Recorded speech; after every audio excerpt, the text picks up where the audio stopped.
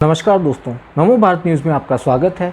दोस्तों, नितिन गडकरी प्रधानमंत्री मोदी के नवरत्नों में से सबसे सफल मंत्री ऐसे ही नहीं माने जाते।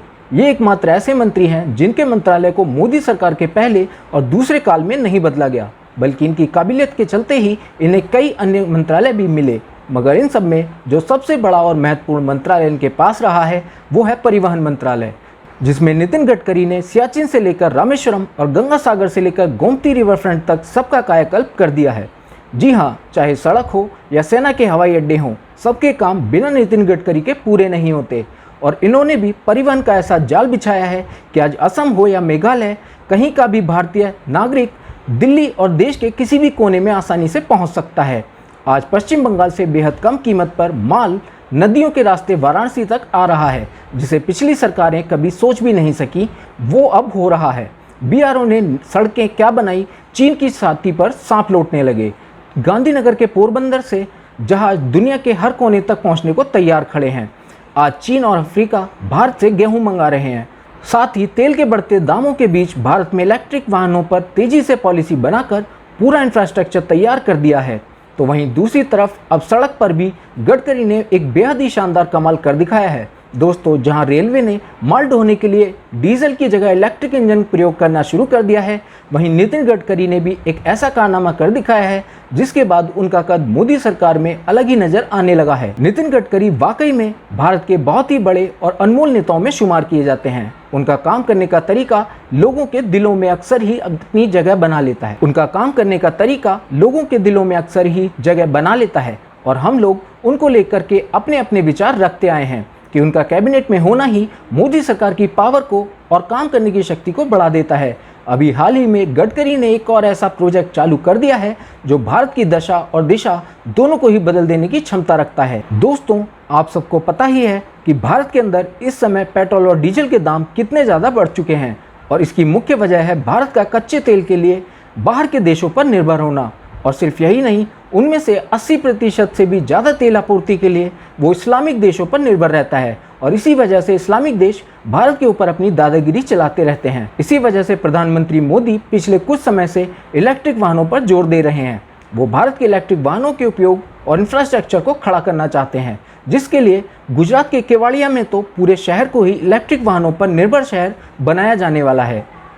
साथ ही देश के अंदर इलेक्ट्रिक वाहनों को जन जन तक पहुंचाने के लिए देश के सबसे ज़्यादा जिम्मेदार बिजनेसमैन रतन टाटा भी साथ जुड़ चुके हैं। वो भारत की आम जनता के लिए अफोर्डेबल कीमतों में इलेक्ट्रिक वाहनों की पूर्ति करने के लिए काम कर रहे हैं। लेकिन भारत के इस इलेक्ट्रिक वाहन की बढ़ती निर्भरता को लेकर कुछ बुद्धिजीवी यह कहते हुए आ रहे थे कि भारत में सड़कों पर बिजली कैसे मिलेगी, चार्जिंग की सुविधा कैसे हो पाएगी। यह सब सिर्फ कहने की बातें हैं। तो अब नितिन गडकरी ने कुछ ऐसा कर दिखाया है कि सिर्फ भारत ही नहीं बल्कि बाहर के अन्य देशों की भी आंखें खुली की खुली रह गई हैं। जो लोग यह कह रहे थे कि भारत के अंदर इलेक्ट्रिक वाहनों का सपना मात्र सपना है, उसे हकीकत में नहीं लाया जा सकता। लेकिन नितिन गडकरी अब देश के अंदर अपना पहला इलेक्ट्रिक हाईवे बनाने जा रहे हैं। सबसे पहले तो आप ये जान लीजिए कि ये आपकी कार के लिए या बाइक के लिए नहीं है, बल्कि हाईवे पर चलने वाले ट्रकों के लिए होगा। इसके अंतर्गत हाईवे के पास में ही एक और लेन बनाई जाएगी और उसके ऊपर से एक वायर गुजारा जाएगा। इस लेन पर ट्रक चलेंगे और ऊपर एक कनेक्टर के माध्यम से वायर से जुड़े रह के चार्ज होते रहेंगे। इससे ट्रक पूरी तरह से बिजली पर चलने वाले बन जाएंगे और ऐसे ये कई हजारों किलोमीटर का भी सफ़र तय कर पाएंगे। ये ठीक रेलवे ट्रैक या मेट्रो ट्रैक के इलेक्ट्रिफिकेशन के जैसा ही है। अभी इसका काम एक स्वीडिश कंपनी को दिया जा रहा है, जो भारत में पहला इलेक्ट्रिक हाईवे दिल्ली से जयपुर के बीच में तैयार करेगी, जिसकी लंबाई 200 किलोमीटर तक रहेगी।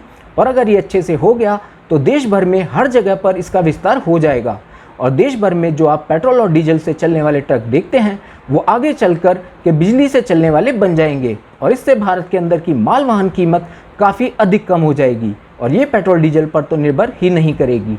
और अगर यह प्रोजेक्ट सफल होता है तो इलेक्ट्रिक वाहनों जैसे कि कार और बाइक के लिए इस टेक्नोलॉजी को बहुत आसानी से मॉडिफाई किया जा सकता है। नितिन गडकरी ऐसे कई सारे प्रोजेक्ट हैं जो भारत में चला रहे हैं, और सड़क परिवहन और राजमार्ग मंत्रालय द्वारा पिछले कुछ वर्षों में देश में राष्ट्रीय राजमार्गों के निर्माण में काफ़ी प्रगति हुई है, और उसका अंदाजा आप कुछ आंकड़ों से लगा सकते हैं। पिछले 7 वर्षों में राष्ट्रीय राजमार्गों की लंबाई में करीब 50% की वृद्धि हुई है। अप्रैल 2014 में राजमार्ग की लंबाई 91,287 किलोमीटर से बढ़कर मार्च 2021 तक 1,37,625 किलोमीटर हो गई थी। कुल बजटीय परिव्यय में करीब 5.5 गुना वृद्धि हुई है। वित्त वर्ष 2015 में 33,414 करोड़ रुपए का बजटीय परिव्यय आया था, जो वित्त वर्ष 2022 में 1,83,101 करोड़ रुपए हो गया है। कोविड-19 महामारी के असर के बावजूद वित्त वर्ष 2020 के लिए मंजूर राशि की तुलना में 2021 के लिए राशि में 126% की वृद्धि हुई। वित्त वर्ष 2020 की तुलना में इस साल स्वीकृत सड़क लंबाई के किलोमीटर में भी 9% की बढ़ोतरी हुई है। वित्त वर्ष 2015 से 2021 के बीच औसत वार्षिक प्रोजेक्ट अवार्ड में वित्त वर्ष 2010 से 2014 के बीच की तुलना में करीब 85% की वृद्धि दर्ज की गई थी। इसी तरह वित्त वर्ष 2015 से 2021 के दौरान चालू वर्ष के कार्यों की संचयी लागत वित्त वर्ष 2021 के अंत तक वित्त वर्ष 2020 की तुलना में 54% बढ़ी थी। अगर आप अभी थक गए तो रुक जाएं, क्योंकि इतने कार्यों के बाद भी नितिन गडकरी अभी रुके नहीं हैं। जहां पर एक तरफ वो देश की पहली इलेक्ट्रिक हाईवे बनाने का प्लान कर रहे हैं, तो दूसरी तरफ वो देश के अंदर भी बहुत दौरे कर रहे हैं, जिससे हर क्षेत्र में विकास किया जा सके। और अभी बीते दिनों ही 5 दिनों के दौरे के बाद रविवार को दिल्ली लौटने से पहले केंद्रीय मंत्री नितिन गडकरी ने भुंतर एयरपोर्ट का निरीक्षण किया। उन्होंने हवाई अड्डे के विस्तारीकरण के साथ दिल्ली से भुंतर के बीच ATR 42 सीटर जहाज चलाने का भरोसा दिया है। उन्होंने कहा कि अगर एयर इंडिया नहीं तो निजी कंपनी की सेवा ली जाएंगी। तो वहीं पूर्व सांसद महेश्वर सिंह ने कहा कि गडकरी को मणिकर्ण जाना था, मगर किन्हीं कारणों से उनका कार्यक्रम रद्द हो गया है। केंद्रीय मंत्री को छोड़ने भुंतर एयरपोर्ट पहुंचे महेश्वर सिंह उन्हें फिर से कुल्लू आने का न्योता दिया है। गडकरी ने कहा कि वह फिर कुल्लू आकर यहां दूसरे पर्यटन स्थलों को देखना चाहते हैं। तो वहीं महेश्वर ने कहा कि केंद्रीय मंत्री से जो भी कुल्लू के प्रोजेक्टों को लेकर बात हुई, उनको लेकर वह जुलाई के पहले सप्ताह दिल्ली उनसे मिलने जाएंगे। उल्लेखनीय है कि गडकरी ने कुल्लू मनाली के साथ लाहौल की वादियों को निहारा है।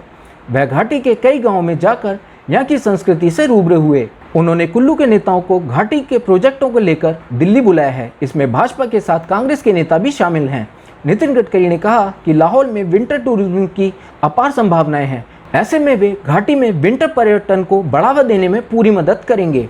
हिमाचल प्रदेश में रोड और रोपवे बनाने के कार्य को प्रगति दी जाएगी। यह दर्शाता है कि लद्दाख हो या कुल्लू या फिर दिल्ली या देश का कोई भी अन्य राज्य, नितिन गडकरी भी हर जगह अपनी नज़र बनाकर चल रहे हैं। वो ट्रांसपोर्ट सिस्टम को इतना मजबूत कर देना चाहते हैं कि पूरा देश एक दूसरे से रोड से जुड़ पाए, जिससे विकास के कामों में तेजी हो जाए। एक कहावत है कि बिना सड़क के विकास नहीं हो सकता, और पहले की सरकारों ने यही किया था। गांव तो छोड़िए, शहरों में भी सड़कें नहीं हुआ करती थी, लेकिन नितिन गडकरी ने पूरी व्यवस्था ही बदल कर रख दी। आज न सिर्फ वो सड़कें बनवा रहे हैं, हाईवे का भी काम करवा रहे हैं, साथ ही देश के अंदर इलेक्ट्रिकल हाईवे पर भी काम कर रहे हैं। मंत्री हो तो ऐसा हो, और इसमें कोई दो राय नहीं कि क्यों प्रधानमंत्री मोदी नितिन गडकरी पर इतना विश्वास दिखाते हैं। लाइक, सब्सक्राइब और शेयर करना ना भूलें। अपने विचारों को कमेंट बॉक्स में लिखकर हम तक जरूर पहुंचाइए।